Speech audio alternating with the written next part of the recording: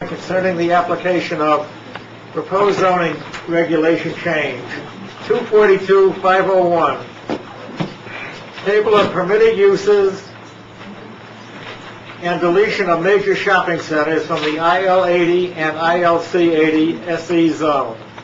First, let me introduce the members of the commission present here this evening. Way to my left is Mrs. Smith. Next is Mr. Weissman, who's a regular member. Mr. Horry, a regular member. Myself, Stanley Parker, chairman. Ms. Fox, vice chairman.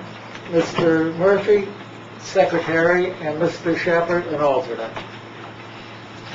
We'll open the public hearing by calling upon the commission secretary to read the legal notice of this hearing. Your efforts to protect the children who go to the two schools located on Route 133. I wish to thank you for your efforts to protect the town of Brookfield from hideous development that would ruin Brookfield and further erode the quality of life. I wish to thank you for your efforts in land preservation and the environmental concerns that have been raised regarding the Still River Basin. I further support Pastor Mark and the petition of the Prince of Peace Lutheran Church that this zoning change be enacted. It is a great concern, and I'm speaking, of course, as a private citizen, a taxpayer, and a landowner, that all of the residential properties in the district would be affected by the gross development that would come, and the congestion, the noise, the traffic, and the erosion of the environment. So I wish to thank you very much for making that presentation and wish to express my support of the zoning change and crime as well that would result. I want to speak in favor of the application. Yes, sir. I also would like... Would you give us your name and address, please? Bob Solagi, Old Ridge Road, Brookfield. Thanks, Sharon, for the application. I feel Brookfield is at a crossroads. There is a tremendous amount of development taking place, and the character of Brookfield is very much in danger of being lost. But this application is a chance, an opportunity for us to slow it down at least a little bit. So thank you, Sharon, and your application is successful. Anyone else on this side want to speak in favor of the application? Yes, sir.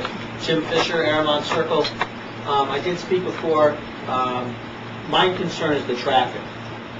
Anybody, and I'm going to just address 133. Anybody who's ever gone to Huckleberry Hill, if you've done any volunteer work there, from one half of the town to the half I live on, you have to take 133. For anybody who's been stuck and waited 4 or 5 lights, you know traffic can be bad. Anybody coming from the Huckleberry Hill side, going to the high school, Wisconsin, is using 133. That road is a main thoroughfare for anybody with school children going to the schools. I don't see how a major, and I'm talking about that 133, and we'll talk about the whole zone, that being developed, I don't see how that's going to help the traffic. My concern is the traffic. I know saving the cornfield might be a pipe dream. And I did say at the last meeting, I believe the Snyders have the right to come here and present their case to the town, but I also believe the town has the right to protect itself from traffic jams and by turning down and approving your application and keeping out large retail buildings from the certain areas.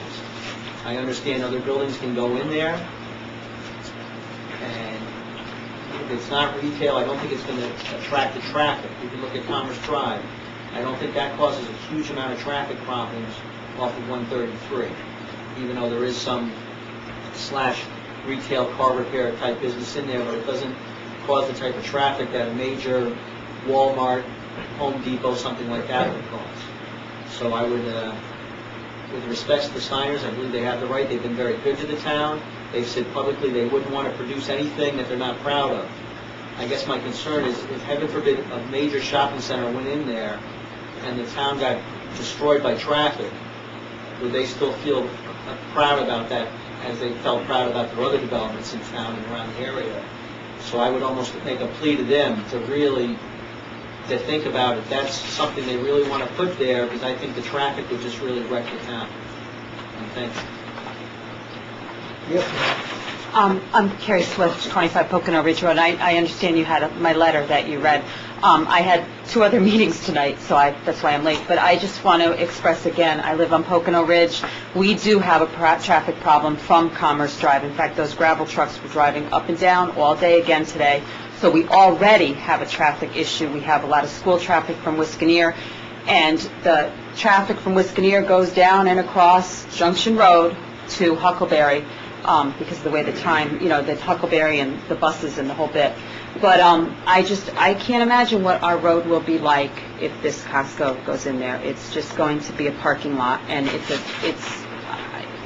in this bit about we're going to put off-ramps and on-ramps onto the highway, I can't even imagine how you would do that, because just coming out of Pocono Road here is difficult already because of the railroad track, and you're not going to, can't imagine that you're going to be able to move the railroad. So how could you, with on-ramps and off-ramps, that road is too short, and to be able to get in and out, and even with the traffic light, you'd be backed up behind there, and in the winter, coming down the hill on, on Stony Hill, where it turns onto under the railroad bridge, I can't imagine how we would do that. And our road at the end of Pocono Ridge gets very slippery and very icy, and the leaves go there, and it's difficult to navigate, and that's going to be a cut through. Anybody coming from Newtown, anybody coming down from that side of town, like I said, we already have issues with the Commerce Road, the businesses on Commerce Road, because they have their names on their trucks. We know it's them. So I just would make the same plea that Jim just made. Okay, thank you. People, The planning there is non-existent. I don't want to point fingers at people out there, but it seems to me they're completely beholden to the real estate industry.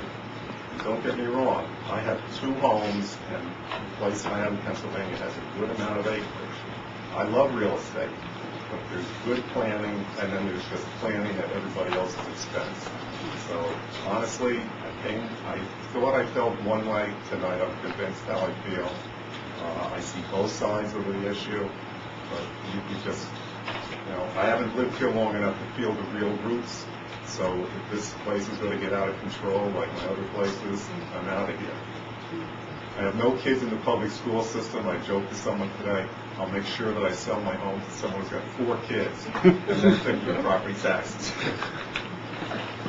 Kathleen Talbot, 32 Leslie Drive. I also wanted to bring up the fact that for the last, say, 4 years or so, I've been hearing about a bike path along that same Still River path.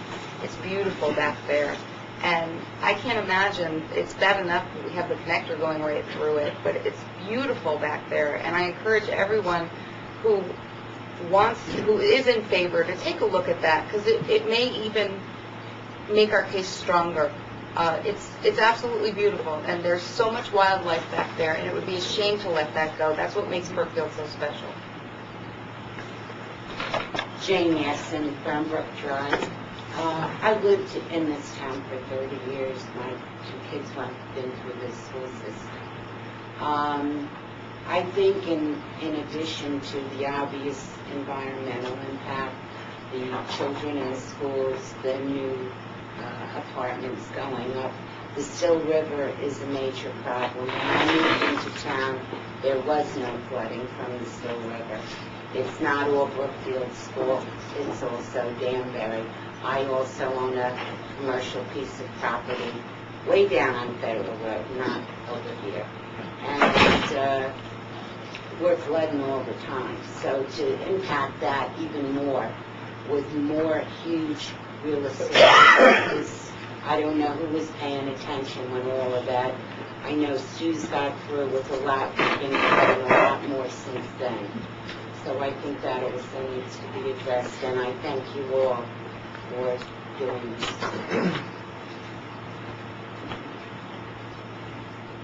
Jim Sullivan, 5 Junction Road.